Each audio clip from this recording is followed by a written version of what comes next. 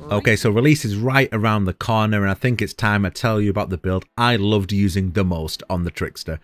Now, I want to forewarn you here and tell you that the endgame with this build will require some serious concentration and maneuvering, but it absolutely slaps. The shield perks on the Trickster are really strong, and I think the best passive going, and allow me to basically play Outriders like the old school Max PAYNE game. Yes, boomer alert, deal with it. You will need to reposition yourself to be behind the enemy to maximize your damage, but due to how much paralysis, aka slow, you have access to here, that won't be a problem at all. Personally, I found the slug shotguns and headshots to absolutely destroy in this build. So without further ado, welcome to my Max PAYNE Trickster build. Okay, so let's talk skills first. The 3 skills here feed into our key concepts for the build, which I'll touch upon in a second.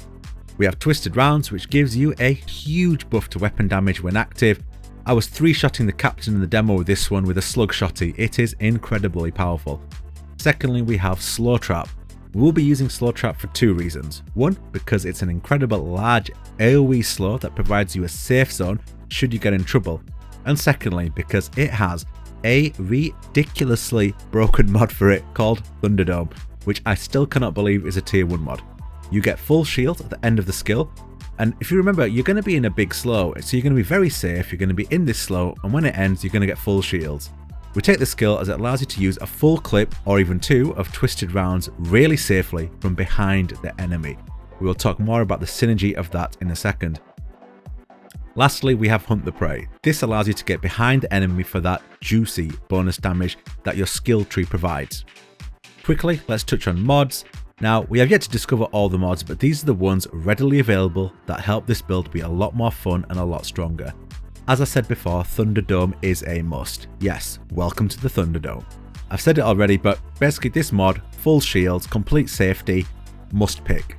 Twisted Fate gives bonus damage to your headshots from your Twisted Rounds, which is really important, especially on PC. Maybe more so than consoles. We have other options for consoles coming up.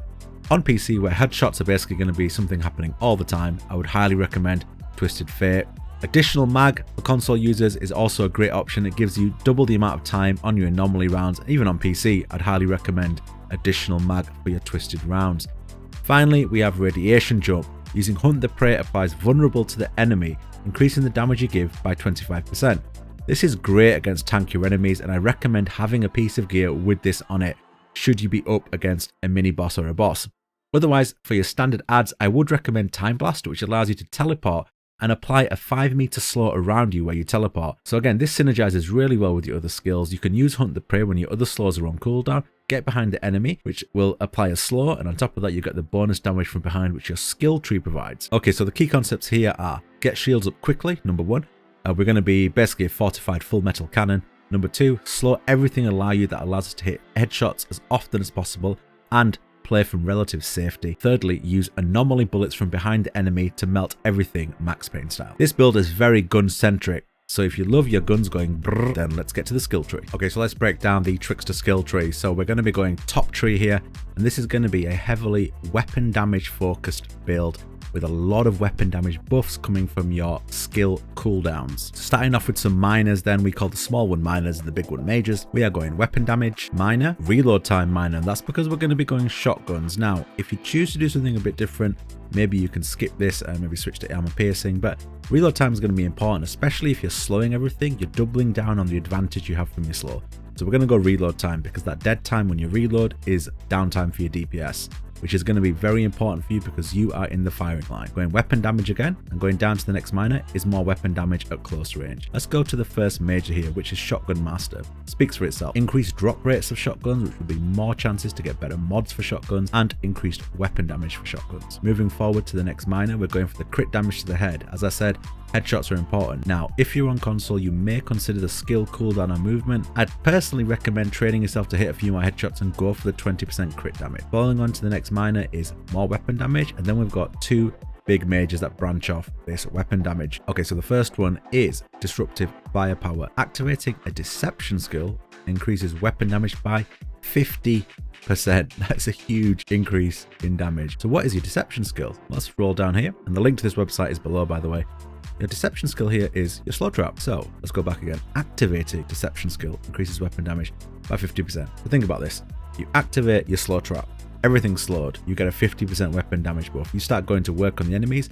When that deception skill ends, you get your full shields, okay, from your mod. Going down to the next one, we've got when your movement skill ends, increases weapon damage by 50%. And we're going to be using Hunt the Prey, which means as soon as you teleport to the enemy and end up behind them, you're going to have 50% weapon damage, which is massive. Okay, going to some minors, you've got armor piercing here. Again, you do have a deception skill cooldown option. Either or here depends on your own personal playstyle and the enemy you're facing. If you're facing a lot of heavies, a lot of captains, maybe armor piercing, don't forget you get free skill point resets in this game. So if you want to experiment with some minor options, feel free. 20% weapon damage from behind. This is why we have Hunt the Prey. Now think about this combo. We're going to go Hunt the Prey. We're going to be behind the enemy. We're going to have the bonus damage from behind. We're going to pop our deception skill, which is slow trap. We're going to end up with a weapon damage bonus of 50%. We're going to end up with damage from behind of 20%, which you're going to have because Hunt the Prey teleports you behind the enemy, and they're all going to be slowed. It's going to take them a long time to turn around. When your deception skill ends and your movement skill ends, increases weapon damage by 50%, 50%, 50%, 20%. Now you get why this skill absolutely melts. Going to the next major, when your damage skill ends, increases weapon damage by, you guessed it, 50%. So when you use anomaly rounds from behind the enemy, you can use anomaly rounds. You can then teleport behind the enemy, pop your slow trap, 50%, 50% anomaly damage. You see where this is going, putting out a huge amount of damage. Again, we're going to go for double weapon damage here because for me, there's not enough perks down this way that actually are worth it. So we're going for double weapon damage to double down on the strength of this build, which is weapon damage. Okay, and then we got more weapon damage from behind. Again, synergizing with these skills. Against elites, this is just something that's there, so we're going to take it. 15% weapon damage against elites is important, especially when facing the tankier enemies. This is going to help you put out more damage per second. This is a really nice one because if you're using shotguns, the main downside of a shotgun is the fact that the magazine is quite small. This will give you less downtime when you DPS. Double down with your reload time bonus is a nice bit of synergy there for less downtime on your damage. Again, 12% damage to shotguns, going on for the shotgun build. Finally, each enemy in close range, the weapon damage is increased by 8%. You'll be most at risk when there's a lot of enemies around you. This allows you to slow a lot of enemies around you, keep them all clumped together, and increase your weapon damage at the same time.